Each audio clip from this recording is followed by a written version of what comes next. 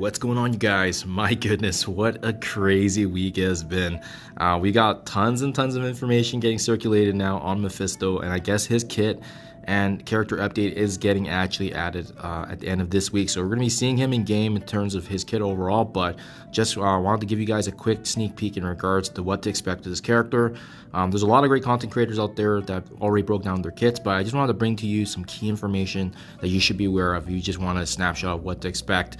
But with the introduction of Mephisto now, it pretty much means the end of direct mythic characters such as Apocalypse and Super Skrull, as his kit, I'll show you pretty shortly here, directly counters those characters.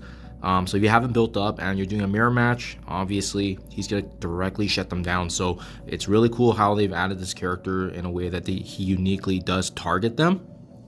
Now, and it's really awesome to see that, because now we're gonna have more of that rock paper scissors matchup. But yeah, the meta's been really fun. It's great to see these character additions, and we're always wondering how they're gonna elevate a character to his level to go beyond Super Skrull and what we expected, and now we know. So first and foremost, guys, I do want to point out though, Mephisto is a villain, cosmic, mystic, protector, mythic, arch enemy, war ready character. So something to be mindful of is that he's going to be added into that mythic pool, which is awesome, which means unlocking him to Dark Dimension 7, we can bring him in to use for that final stage. Something else as well, his unique is actually going to be arcane magic. So this is really becoming kind of the mini osmium, or miasma if you will, because now he is going to be sharing the same unique of Black Knight, and as well as Agatha Harkness. If you've brought her up, especially with the upgrade of Apocalypse, most folks are going to need Agatha Harkness at Gear 17 level 90. But now sharing this with Black Knight, it means we're gonna have to be very strategic with how we want to manage this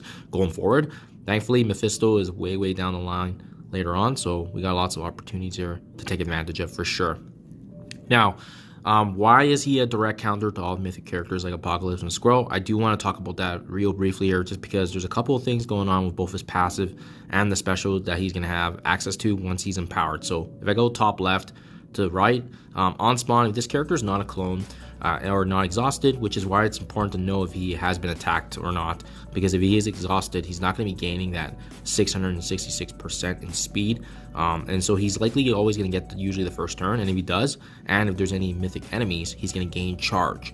Now what happens when he gains charge is that he actually does become empowered, so as long as he's not a clone and he did not spawn with exhaustion, in this empowered state, you can actually use his ability here, which is on the bottom left, his special being applying exposure to primary and adjacent enemies, and he is also going to be applying exposure to all mythic enemies, and then after doing so, he's going to be losing that empowered state. Now what's going to be happening with that exposure? Well, that's where I copied and pasted on the bottom right, which is the fact that enemies cannot with the exposure, they cannot fill up the speed bar for themselves or allies. So in this case, he's directly preventing them from getting their on turn, their speed up and manipulation. So it's pretty important, guys.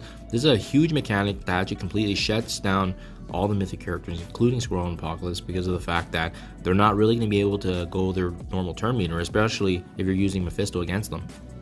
But furthermore than that, it's because of his non-empowered state special, which is that for all mythic enemies, he's gonna be right away, he's gonna be applying vulnerability, he's gonna be flipping their immunity, and he's also applying ability block for 2 full turns. And this is across the board, so the more mythic enemies that he's up against, even better, because it's just gonna be applied across the board, which is absolutely phenomenal to me because of the fact that he's gonna be bringing in a lot of different value in that respect, especially being a direct counter to some of the best characters in the game. Having said that too, he's doing a little bit of everything. I already talked about his empowered state really briefly there, but he's also bringing a Mark of Mephisto battlefield effect, which directly applies to just the allies, right? So for this one, each turn, the allies on his side are going to get buried for 5% of their HP. So obviously having bigger allies on the team, they're going to get more HP. In addition to that, they're going to be gaining 50% drain and armor, just making all the characters better overall. I love this kind of mechanic because you don't necessarily need Mephisto on any team to thrive, because he's going to be an amazing plug and play character. So absolutely changing the meta there. Allies also cannot gain trauma, which is phenomenal. They're protected against that kind of devastation, so that way debuffs can actually get removed. And then as well, allies cannot have their speed bar reduced. So this is absolutely huge, especially in a speed game. Mephisto completely changes that kind of dynamic with that ultimate ability that brings about the mark of Mephisto.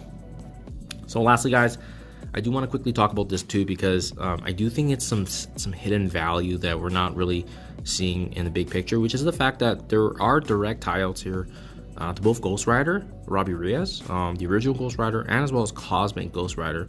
Do I think they're all going to be in the same team? I don't think so, but both Cosmic Ghost Rider and Robbie Reyes are some of the better characters in the game right now, especially with Cosmic right around the corner. So it's going to be an opportunity for them to gain even more value, as his special actually does directly benefit them, flipping all negatives to positives. So that's a cleanse right there. They're going to be healing, and they're also going to be gaining additional speed bar. And we've seen both of them having really great offensive output for the character. So I think this is just a great way to theorycraft in the future here, as well as adding value in different facets of the game. But yeah, it's super exciting, guys. This is a character I was wondering for the longest time how he was going to directly counter some of the biggest, baddest characters in the game, and that's how he's going to do it. His direct kit actually counters mythic characters. Absolutely unbelievable. And as well, bringing a battlefield effect and an empowered state that he can utilize at his disposal, and still balance at the same time, because he can't always keep doing this as he gains exhaustion for his kit, right? So that's pretty cool. I like how they balanced him, but without a doubt, he is going to be the best character of the game. The very meta before our eyes is changing, and I'm loving it. All these changes and updates really make sense. It's going to be very, very meaningful in Dark Dimension progression reward for sure. Let me know what you think in the comments below, guys, but this is an awesome tune to be adding into the game. Can't wait to see what's in store next. Thank you for your time as always, and I'll catch you guys in the next one.